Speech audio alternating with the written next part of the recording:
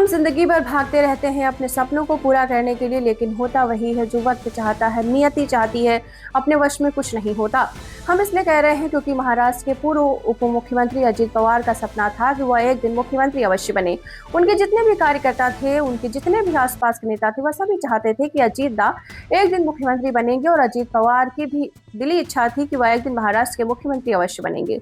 लेकिन उनकी ये इच्छा पूरी नहीं हो सकी। अब तक अजित पवार कुल 6 बार महाराष्ट्र के उप मुख्यमंत्री बन चुके हैं। अजित पवार के निधन के बाद आप सभी के जहन में सवाल आ रहा होगा कि क्या एनसीपी का नेतृत्व कौन करेगा। दूसरा सवाल, महाराष्ट्र के एनडीए सरकार पर इसका क्या असर पड़ेगा। और तीसरा सवाल यह है कि क्या आपको बताते चलें, दोनों एनसीपी पार्टियों का आपस में विलय हो जाएगा। जैसा कि आप सभी को पता है कि एनसीपी उनकी पारिवारिक पार्टी रही है और ये शरद पवार की पार्टी थी।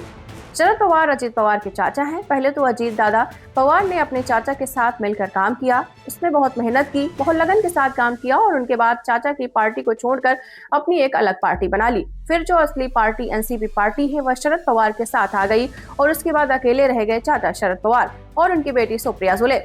उस समय लोगों को लगा कि अजित पवार ने हम लोगों के साथ धोखा किया है, दोनों के बीच दरारें आ गई। शायद चाचा ने कभी नहीं सोचा होगा कि अजित पवार उनकी पार्टी को ले लेंगे, लेकिन ऐसा हुआ। आप सभी को पता होगा कि पारिवारिक जो रिश्ते हैं कभी खत्म नहीं होते, और एक परिवार का नेता जो नाता है वो हमेशा लगा रहता है। जिस प्रकार से अजित पवार की मौत के बाद सुप्रिया सुले बहुत ही भावुक नजर आई, बहुत ही परेशान नजर आई। उन्होंने कहा कि हम सब ने अपना लाडला खो दिया है। लेकिन इन सब से हटकर प्रश्न ये उठता है कि क्या अजित पवार की जो पार्टी है, शरद पवार की पार्टी में इसका मर्ज हो जाएगा, क्या विलय हो जाएगा। क्या अजित पवार की पत्नी सुमित्रा पवार पर सभी की नजरें टिकी हैं, क्या वो आपको बता दें उप मुख्यमंत्री बनेगी। कहना सही नहीं होगा, क्योंकि ये वक्त आने पर साफ पता चल जाएगा। अभी तो परिवार में बहुत ही मातम का माहौल छाया हुआ है, हर कोई भी बताने के मूड में नहीं है। क्या बात करें कि क्या एनडीए पर इसका कोई असर पड़ेगा, तो इसका एनडीए पर कोई असर नहीं पड़ेगा, क्योंकि लगातार ऐसा नहीं है पार्टी पर कोई असर पड़े। अगर दोनों ऐसे भी पार्टी आपस में अगर मर्ज हो जाता है, तो एक नई एनसीपी पार्टी है वो एनडीए का हिस्सा बन जाएगी।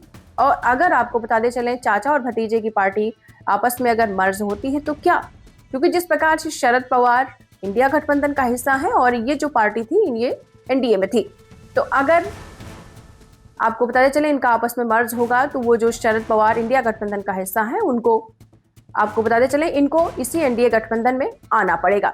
तो बहुत बड़ा सवाल ये उठता है कि क्या शरद पवार इंडिया गठबंधन छोड़ेंगे, क्या एनडीए में आएंगे। तो बहुत सारी बातें हैं, ये तो वक्त आने पर पता चल जाएगा। लेकिन जिस प्रकार से आपको बताते चले जो हुआ है महाराष्ट्र की राजनीति में, बहुत ही बुरा हुआ।